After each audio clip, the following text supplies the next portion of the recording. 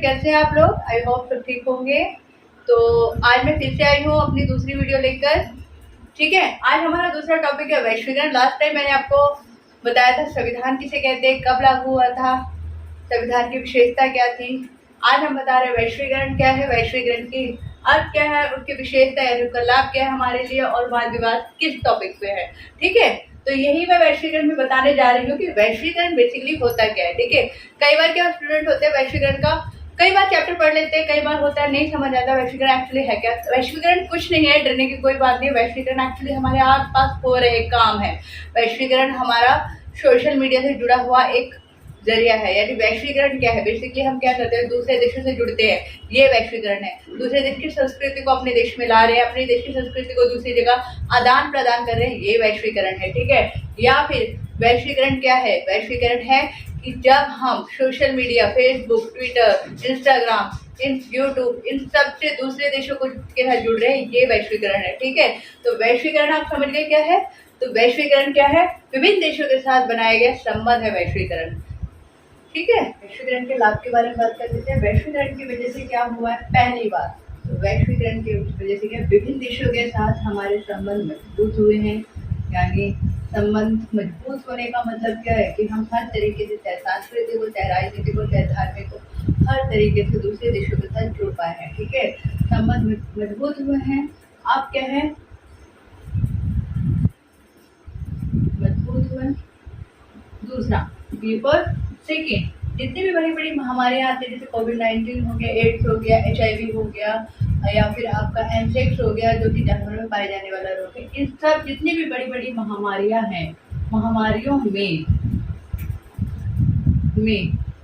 क्या करते हैं, विभिन्न देश आपस में सहयोग करते हैं। अब देखिए दोस्तों, मुसीबत हर किसी पे आती है, कभी ना कभी, कहीं ना कहीं। ठीक है, अब जैसे कि आप कोविड-19 को ले लीजिए। कोविड-19 क्या था, हमारे देश में नहीं, अभी तो सब देशों में फैला था, और जिसकी वजह से क्या हुआ था, बहुत से लोगों ने अपना परिवार खोया, अपने अपनों को खोया, अपनी जान को खोया।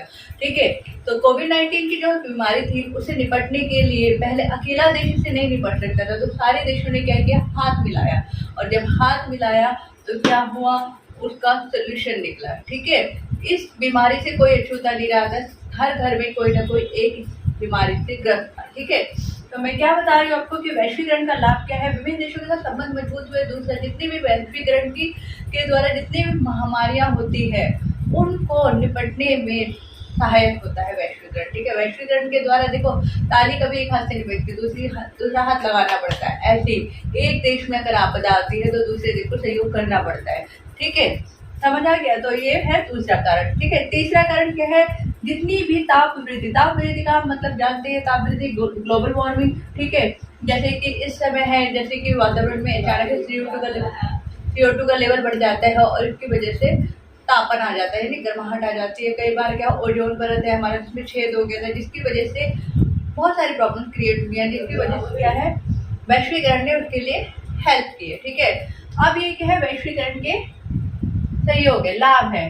अब मैं आपको बताऊंगी वाद विवाद। वाद विवाद क्या है, देखिए, पहला वाद विवाद है नीली जींस। नीली जींस का मतलब, देखो, मैं ये नहीं कहती कि जींस पहनना गलत बात है, जींस पहननी चाहिए, जींस पहनना गलत बात नहीं है, बट नीली जींस का मतलब यहाँ बताया गया कि अपने देश की जो सभ्यता है, हमारी भारत देश की सभ्यता कहीं ना कहीं खो गई है। आज हर दूसरा बच्चा वो नीली जींस पहनना पसंद करता है, यानी पश्चिमी सभ्यता को अपनाना पसंद करता है। ठीक है, बहुत कम बच्चे होंगे या बहुत कम लोग ऐसे हैं जो भारतीय सभ्यता को अपनाना चाहते हैं। जैसे कि आप वृंदावन चले जाइए, या फिर आप मथुरा चले जाइए, वहाँ पे क्या होगा, बाहरी कंट्रीज की जो लेडीज है ना, वो अपनी कंट्रीज की लेडीज से ज्यादा क्या करना चाहती हैं, इंडियन कल्चर को पसंद करती है। अब मैं ये नहीं कहती कि बाहरी कंट्री की, अपनी कंट्री की जो लेडीज है वो जींस पहनते हैं तो इंडियन कल्चर को नहीं जानती, मैंने ऐसा कुछ नहीं कहा। ठीक है, इंडियन कल्चर जानती है, बट कहीं ना कहीं क्या होता है कि नीली जींस का मतलब होता है, मैं ये कह रही हूँ कि पहनावे के साथ साथ लोग क्या खान पान को बदल चुके हैं। अब क्या, हर दूसरा इंसान, चाहे छोटा बच्चा हो चाहे बड़ा हो, जंक फूड पे डिपेंड हो चुका है। घर से चाय पानी नहीं करके निकले, कोई बात नहीं जी, बाहर है, पिज्जा है,